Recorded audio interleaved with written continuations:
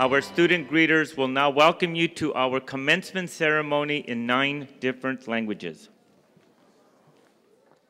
Vi'ia tua mo le nei aso, o le whaunga o le luafe ma le iwa, o le aonga o mata upu mo tangata lautele. Ia manuia.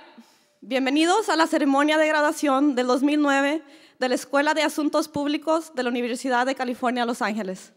Καλωσίτατες τις αποφοιτικές εξετάσεις του Eliades Ενέα του Πανεπιστήμιου UCLA της Σχολής Δημοσίων Σχέσεων. It's my distinct pleasure to welcome all of you here today on behalf of the School of Public Affairs, but today is really a day to celebrate the triumphs of our students, the many hours that you have spent buried in the library in research and writing, in preparing for presentations, working in the field, attending class, have now culminated in this day. Speaking on behalf of the faculty and administrators of the school, and indeed for the family and friends who are here to support you, we are very proud of you. Franklin D. Roosevelt once said that democracy cannot succeed unless those who express their choice are prepared to choose wisely. The real safeguard of democracy, therefore, is education. With the education that you have received at the School of Public Affairs, you are indeed prepared to safeguard and build upon the promise of democracy. And as you move forward to work in your communities and you find new and exciting ways to build a more just and equitable society, always remember that behind you, you have a vast network of colleagues, of activists, of scholars, of problem solvers, of advocates that number in the thousands, because you are now members of the School of Public Affairs family. And we stand with you and we stand behind you. Why did we all decide to go into considerable debt, knowingly face the torture of all-nighters, endure stats and econ problem sets, policy paradoxes, and decision trees? Love. I know it sounds crazy, and I'm certainly not saying that we loved all of that, though I think secretly some of you did, which is just wrong. But we willingly went through all of that because of love. What I'm talking about is Dr. Martin Luther King's love that does justice. So what does this love that does justice mean to me? Here are a few examples of what you guys all do that embodies it. To Chloe, it means working tirelessly with car wash workers who are exploited and underpaid to support them in their efforts to be unionized. Right. For Marcy, it's working with a program that reunites children with their mothers in prison.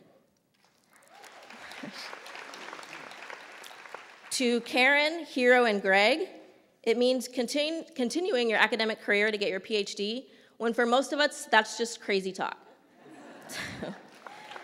And for Diem, we're doing research that highlights the vast disparities in quality of life between residents of South Los Angeles and the rest of the city. It means choosing to do your applied policy project to find the best way to serve youth who are transitioning out of foster care, and also how to best help individuals who are re-entering society after being incarcerated. And that's just a taste of all the remarkable work that you all have done and continue to do. That is the love that does justice. In social work, we attempt to enact change on an individual level or among more larger complex systems. We're policymakers and researchers. We're administrators and creators of innovative social programs. We are also the child welfare worker, the school social worker, the psychotherapist, the medical social worker. As educators, your greatest imprint on us, though, was containing that anxiety and helping us redirect us. You knew we were able. Today, we turn to those who carried us through this anxiety, and we say thank you.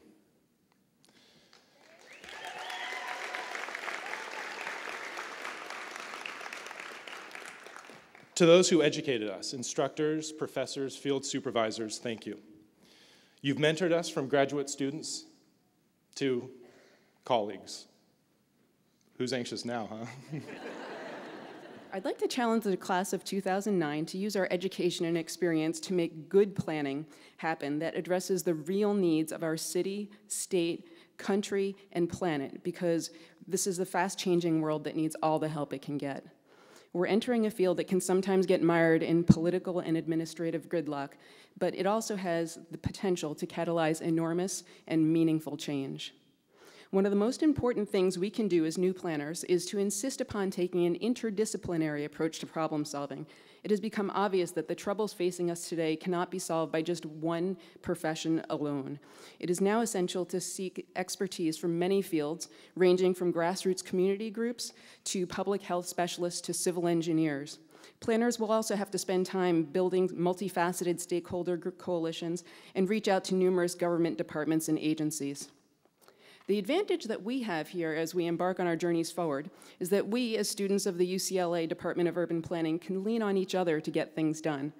Today, we are graduating alongside some of the best new minds in the planning field, and I hope that we'll all make an effort to support each other's future endeavors.